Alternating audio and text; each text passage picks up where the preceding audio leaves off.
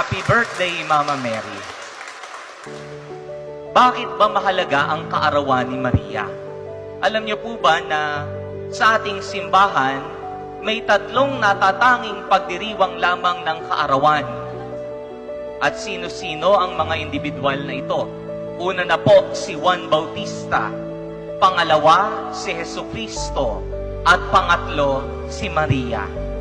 Marami po tayong pwedeng maging dahilan kung bakit ginugunita natin ang kapanganakan ni Maria na siyang nakasaad sa banal na kasulatan at sa ating tradisyon.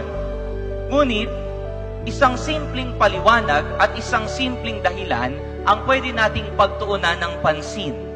Ano po ito? Ang pagiging templo ng Diyos.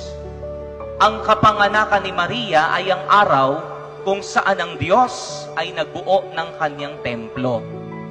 At kapag inaalala natin si Maria, ating inaalala din ng Diyos na sa kanyang pagmamahal at awa sa atin, nakipamayan at nakiisa sa bawat isa sa atin.